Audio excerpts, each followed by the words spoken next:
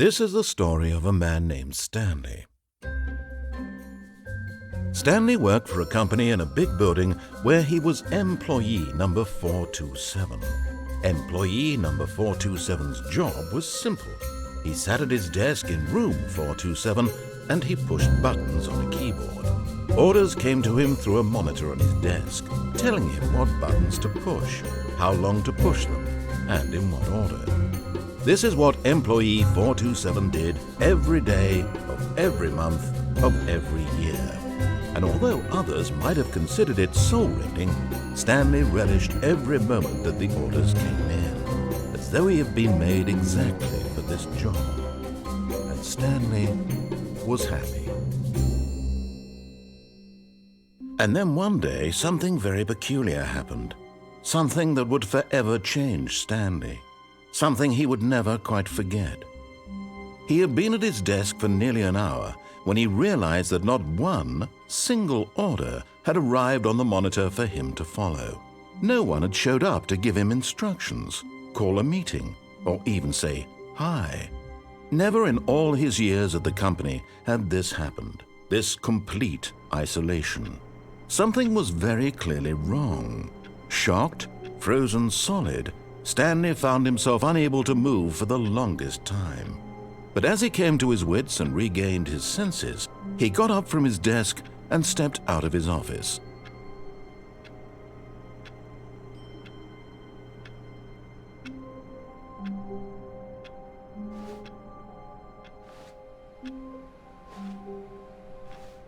All of his co-workers were gone. What could it mean? Stanley decided to go to the meeting room. Perhaps he had simply missed a memo.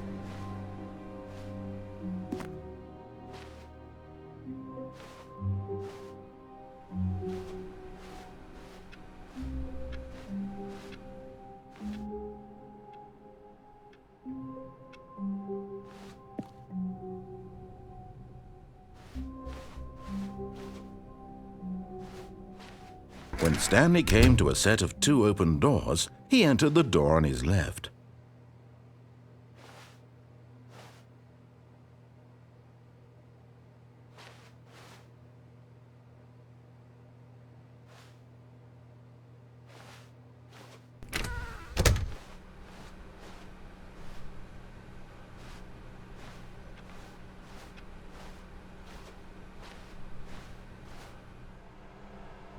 Yet there was not a single person here either. Feeling a wave of disbelief, Stanley decided to go up to his boss's office, hoping he might find an answer there.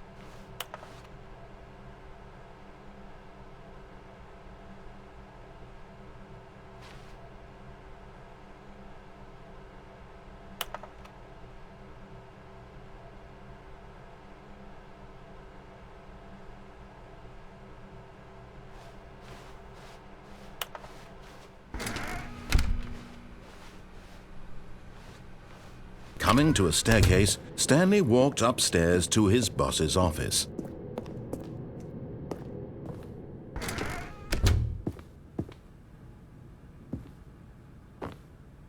Stepping into his manager's office, Stanley was once again stunned to discover not an indication of any human life.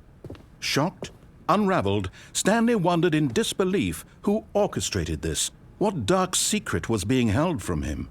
What he could not have known was that the keypad behind the boss's desk guarded the terrible truth that his boss had been keeping from him, and so the boss had assigned it an extra secret PIN number, 2845.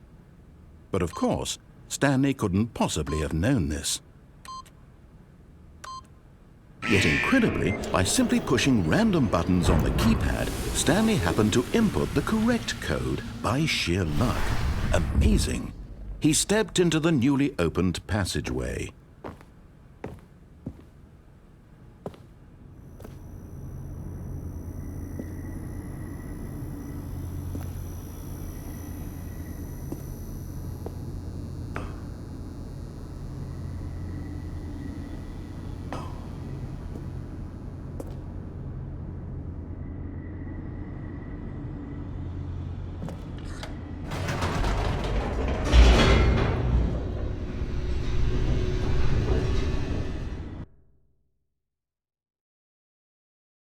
Descending deeper into the building, Stanley realized he felt a bit peculiar.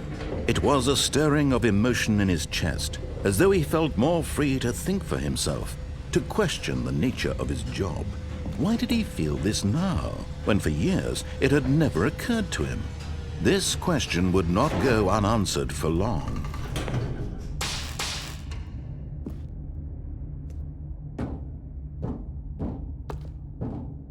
Stanley walked straight ahead through the large door that read Mind Control Facility.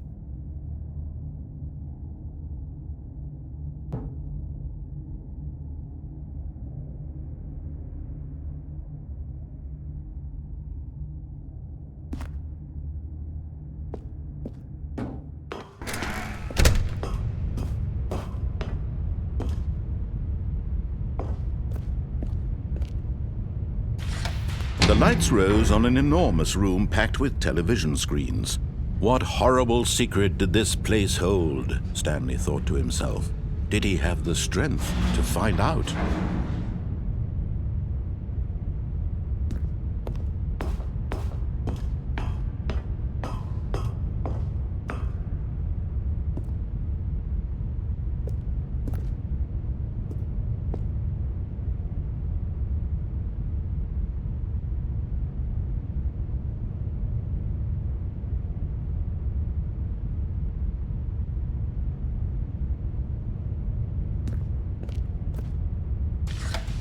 Now the monitors jumped to life, their true nature revealed.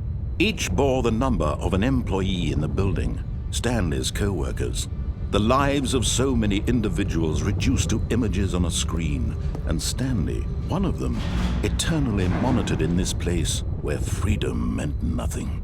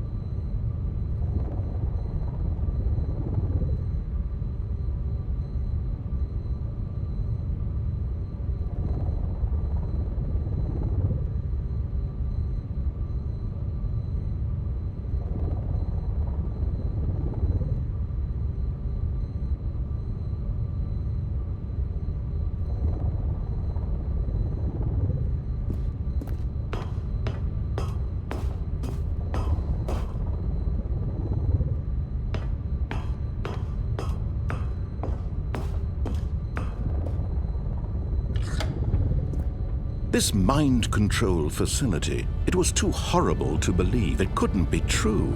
Had Stanley really been under someone's control all this time? Was this the only reason he was happy with his boring job? That his emotions had been manipulated to accept it blindly?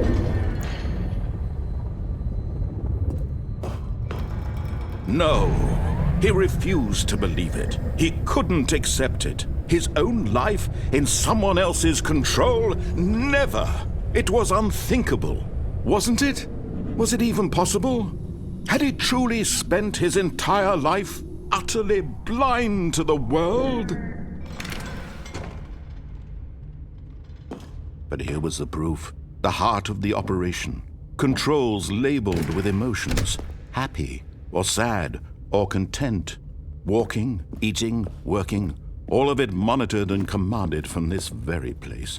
And as the cold reality of his past began to sink in, Stanley decided that this machinery would never again exert its terrible power over another human life, for he would dismantle the controls once and for all.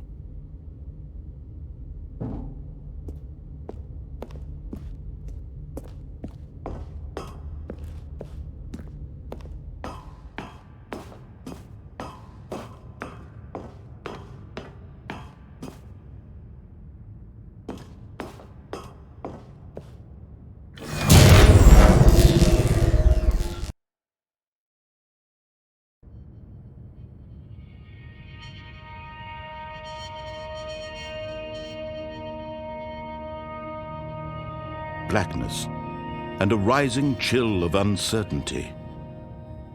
Was it over? Yes! He had won! He had defeated the machine, unshackled himself from someone else's command. Freedom was mere moments away. And yet, even as the immense door slowly opened, Stanley reflected on how many puzzles still lay unsolved. Where had his co-workers gone? How had he been freed from the machine's grasp? What other mysteries did this strange building hold? But as sunlight streamed into the chamber, he realized none of this mattered to him, for it was not knowledge or even power that he had been seeking, but happiness. Perhaps his goal had not been to understand, but to let go. No longer would anyone tell him where to go, what to do, or how to feel. Whatever life he lives, it will be his. And that was all he needed to know. It was perhaps the only thing worth knowing. Stanley stepped through the open door.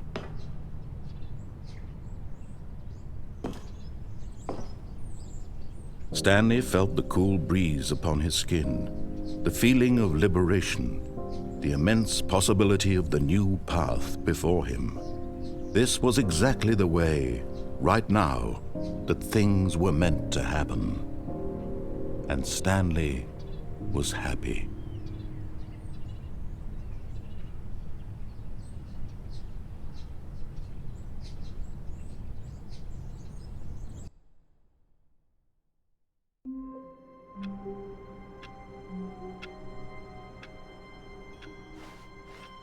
All of his co-workers were gone. What could it mean? Stanley decided to go to the meeting room. Perhaps he had simply missed a memo.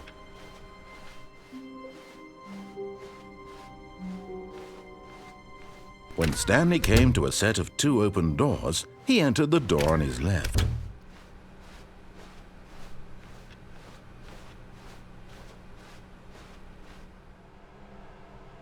Yet there was not a single person here either. Feeling a wave of disbelief, Stanley decided to go up to his boss's office, hoping he might find an answer there. Coming to a staircase, Stanley walked upstairs to his boss's office.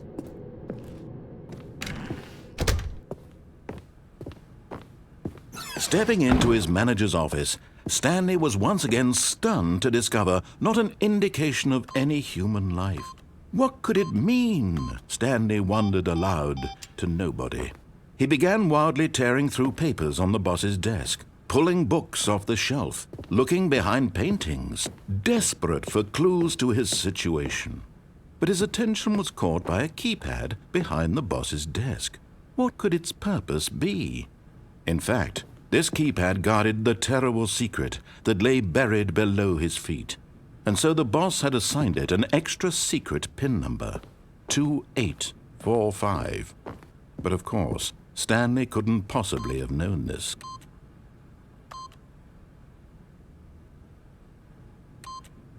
Yet incredibly, by simply pushing random buttons on the keypad, Stanley happened to input the correct code by sheer luck. Amazing!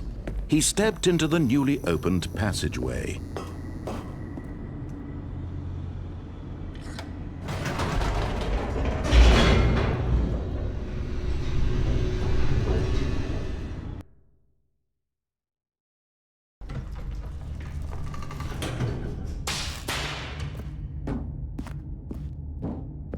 Stanley walked straight ahead through the large door that read Mind Control Facility. Although this passageway had the word escape written on it, the truth was that at the end of this hall, Stanley would meet his violent death.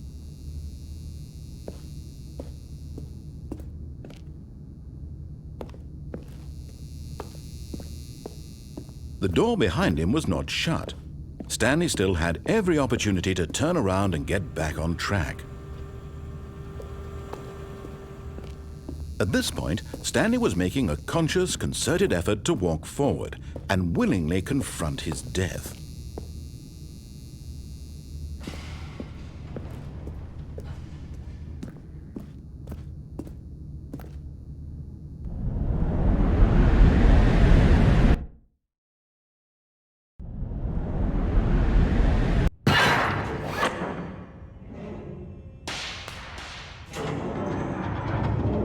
As the machine whirred into motion and Stanley was inched closer and closer to his demise, he reflected that his life had been of no consequence whatsoever.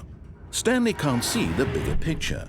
He doesn't know the real story, trapped forever in his narrow vision of what this world is. Perhaps his death was of no great loss, like plucking the eyeballs from a blind man. And so he resigned and willingly accepted this violent end to his brief and shallow life. Farewell, Stanley.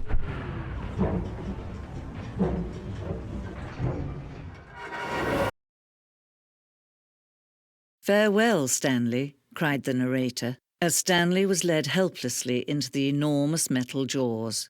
In a single visceral instant, Stanley was obliterated as the machine crushed every bone in his body, killing him instantly.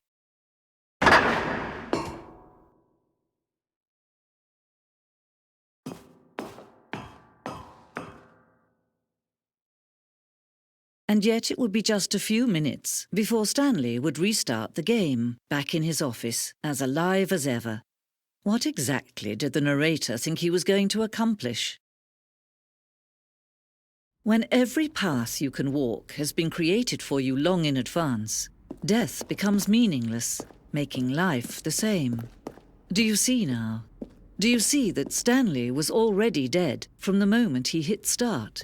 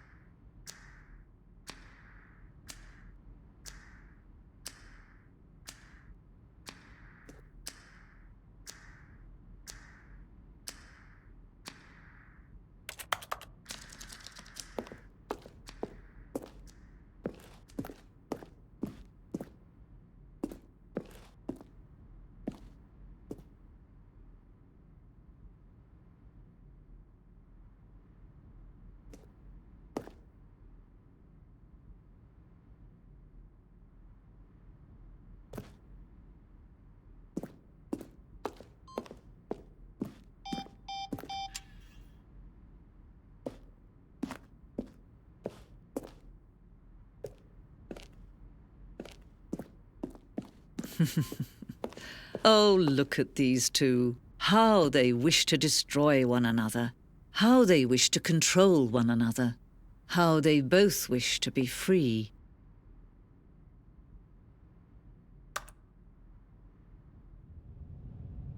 Can you see? Can you see how much they need one another? No, perhaps not. Sometimes these things cannot be seen. But listen to me. You can still save these two. You can stop the program before they both fail. Push escape and press quit. There's no other way to beat this game. As long as you move forward, you'll be walking someone else's path. Stop. Now, and it'll be your only true choice. Whatever you do, choose it. Don't let time choose for you. Don't...